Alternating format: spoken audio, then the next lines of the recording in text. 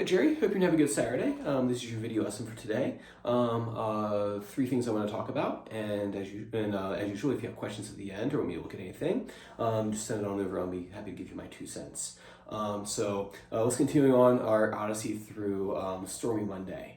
Since this is a dominant 7 arpeggio, or it's a dominant 7th blues, it's a bit more involved in terms of soloing things that we can do over top of it. I said before that if you want over top of this tune, you just play G minor pentatonic over the whole thing and it'll jive, it'll all work. If you want to be more sophisticated, where you kind of are right now, because if I just said hey solo and G minor pentatonic, you would probably get bored of that pretty quickly. The next level would be to outline the chords that you're playing by playing the relative major pentatonic. So let's start with this. What I want to do is take what you know of the cage chords. See, for example, your E form chords, like see right here, G form E chord, right? Because that is a E form shape right there. It moved up here to the 3rd fret, and that's a G right there. Therefore, this is a G chord. And so what I want you to do is, now that you can play these bar chords pretty easily and move them up and down the neck, is to incorporate them into your solo lines. The way you do that is by doing what's called an arpeggio. Arpeggio is just a broken chord played as a single line. So this right here is just a block-shaped G chord all played at the same time. And what we're going to do is we're going to break this chord apart and play it as like a musical line rather than just as one thing right here. So if I do that, and I've tabbed this all out here for you so you can just follow along with that, is you're going to play 3, right? Because that's the 6th string that you're playing. You're basically doing this. Basically going through all 6 strings, right? As if the chord were down, but it's not going to be down. You're going to do this.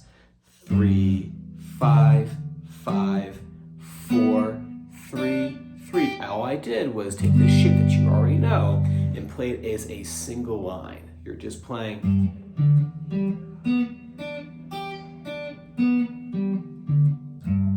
Right? And if you bring out those notes, use those as landing spots for your soloing, you're going to sound way more sophisticated because you'll be outlining where the chord changes as they're happening. So before, the one is like, here's a box, go to town, have fun, just play wherever you want, don't think too much in terms of what you're playing necessarily. This is more like a thinking man's version of soloing. So this is like the next step up. Right? So if I put a G chord in the looper, so basically this song is G, G, C, some minor chords, A minor, B minor, B flat minor, C minor. So I kind of look at this as like my minor chord. So I think of it as a G chord, I think of it as a C chord.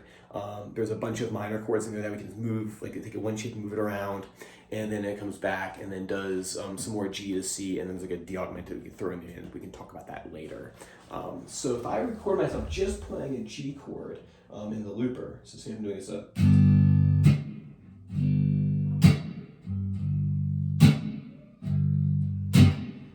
Oops, let's try that again. That didn't go the way I wanted it to go. I'm going to play the G7 chord, it'll be more bluesy. It'll still have the same effect though. So I'm just going to play a G7 as is written in the song.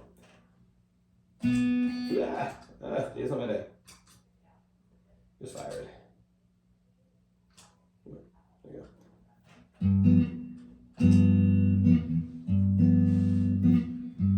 G7. My looper. Option 1, level 1 soloing is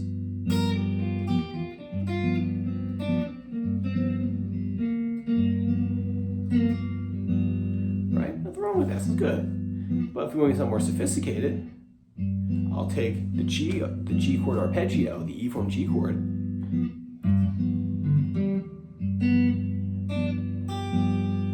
So starting from the lowest string, 3, 5, 5, 4, 3, 3.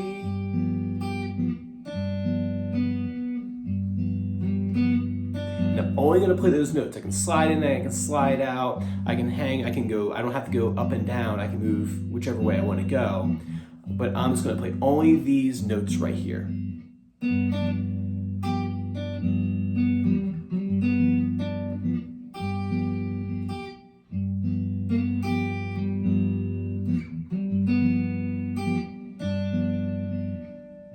That way, if I'm playing, say,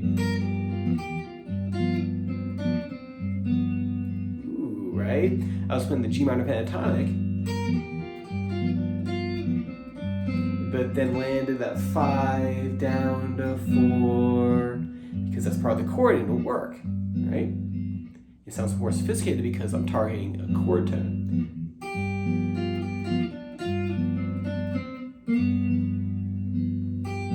I targeted that 3 right there on the first string because it's part of the chord. It's the root note. It's going to sound good.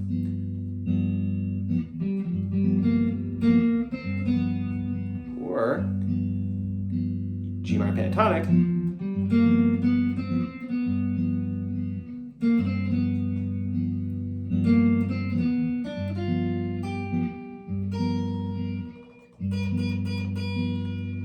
Right?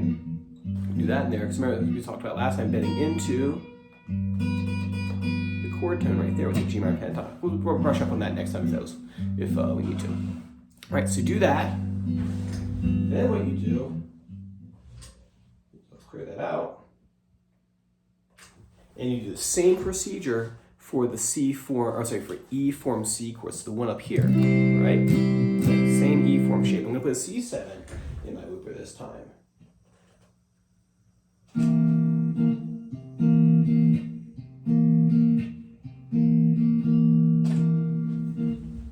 Same thing here. If I go to the arpeggio, that is.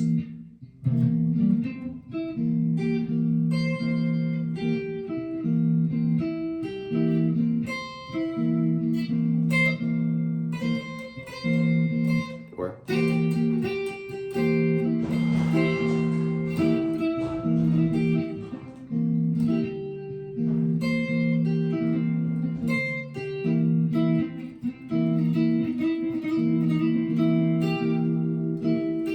Right? And then I would practice the same thing with my minor shapes. So the same thing there, I would play an A minor shape, right? So I'm doing all these separately first, and then I do the same procedure for the A minor shape, right? Then what I would do is I would start putting these together. So say, just to give you a preview, like for this week, do them all separately. Don't try to mix them yet. And then what you do after that is this. Oh, shoot. Is G, this I'm going to do G7 to C7, right? I'm going to combine the first two I did.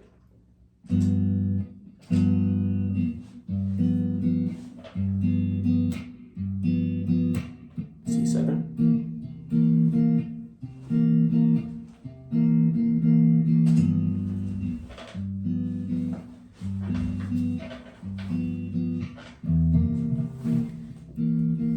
C7, C.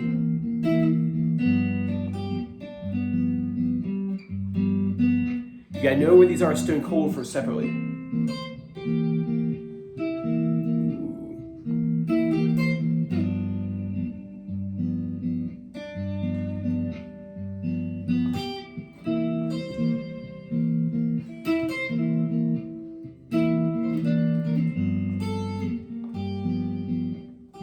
That wasn't what we were doing, but I flew it anyway.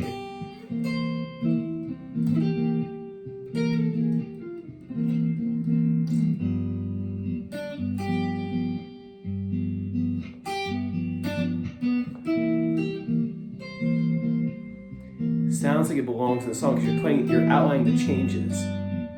But you gotta know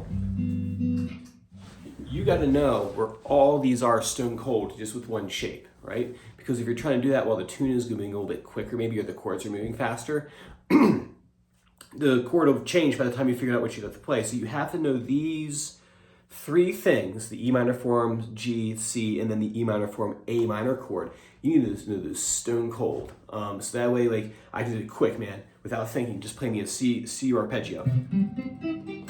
Quick, man, G. A minor.